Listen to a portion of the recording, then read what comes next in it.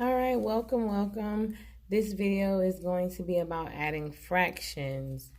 So just like we talked about already, our rules for adding fractions, make sure that you find a common denominator, and then you're going to rename all the fractions, which means you're going to change all of the fractions to equal fractions, and then add the numerator, and then you keep the denominator the same.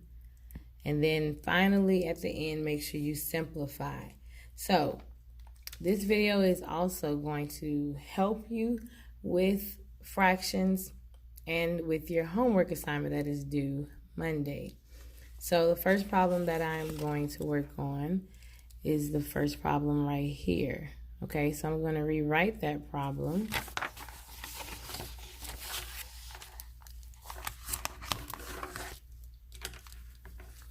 That first problem is going to be negative 2/3 plus 1/3. That's the first problem at the bottom row right here.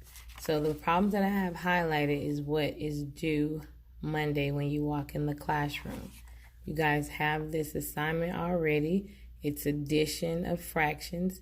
Make sure you guys do those 8 problems that I have highlighted. I'm going to do a couple of examples for you so that way you can know what you're doing. Negative 2/3 plus 1/3. So since my denominators are the same, I don't have to focus on changing anything or renaming my fractions. I like to hide the denominator and just focus on this like if it was an integer problem. So this is basically saying negative 2 plus 1. We know that when we have different signs, we should subtract. So, and make sure we keep the sign of the greatest absolute value, which means 2 is the greatest absolute value. So our sign will be negative. And 2 minus 1 is 1, and my denominator stays the same. So this is the first problem on the second row. Answer is negative 1/3. All right, I am going to do the next problem on that row. 7/8 plus negative 5/8. 7/8 plus negative 5/8. Now, of course, it's good for you to pause the video if you'd like to and try it on your own, and then press play to get the answer to see if you got it right. So here we go. Again, same denominator, so I don't have to focus on changing anything. 7 plus negative 5, different signs, we subtract. So I'm going to subtract 7 minus 5. That's 2. My denominator is still the same. And now I need to know if 7 or 5 is greater. The greater absolute value is going to be 7. The distance from 0, which one is greater? And 7 is greater, so it's positive. My answer is going to be positive.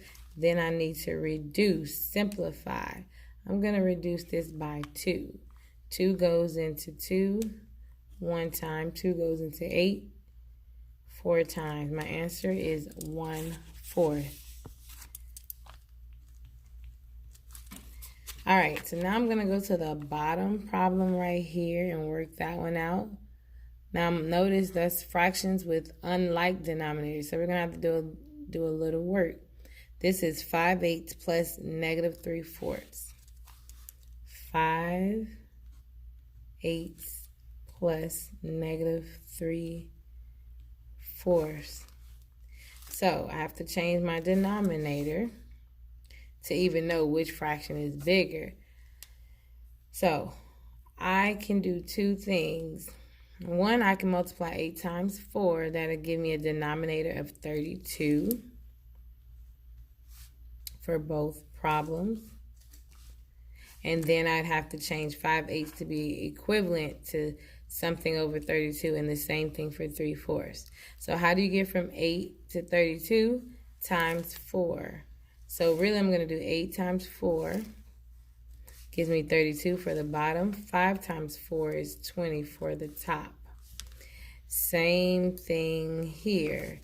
4 times what gives me 32? 8.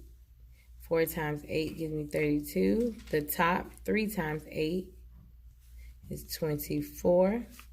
And now I can tell which fraction is bigger, or absolute value is bigger. So I can cover up the bottom. I have 20 plus -4. I know I'm subtracting because I have different signs. This is positive, this is negative. So 24 minus 20 gives me 4. And I have more negatives than positives.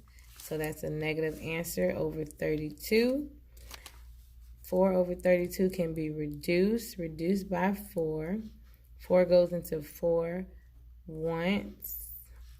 4 goes into 32 8 times. Make sure you keep the negative. Answer is -1/8. -1/8. All right, so really quickly, I'm going to go and do this problem. And I'm going to show you the other way that you can do your math for that one. So we have -1/6 plus 2/3. That would be this problem right here as an example. -1/6 plus 2/3.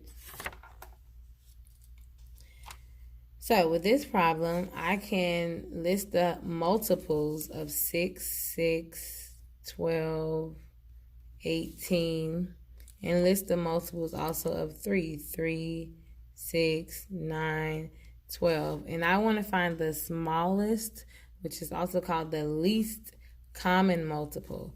6 and 6 are the same here, so I can have both of these have the same denominator of 6.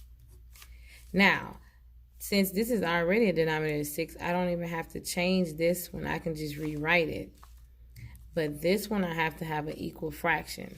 So an equal fraction is equal to 2/3. So how do I get from 3 to 6? Times 2. So 3 times 2 gives me 6 for the bottom. The top is 2 times 2, which is 4. So now I can cover up my denominator and look at my numerator. I have a -1 and a +4, and I'm adding them. That means I need to subtract. What's 4 minus 1? 3. And the denominator is still 6. I have more positive than negative, so my answer is positive. Then I just reduce this by 3, because 3 goes into 3 and 6, and that gives me 1/2. And that is how you do these problems. So make sure you guys have all of the highlighted problems done when you come to class on Monday. I have done a couple of problems for you, and make sure you're ready to learn. Bye.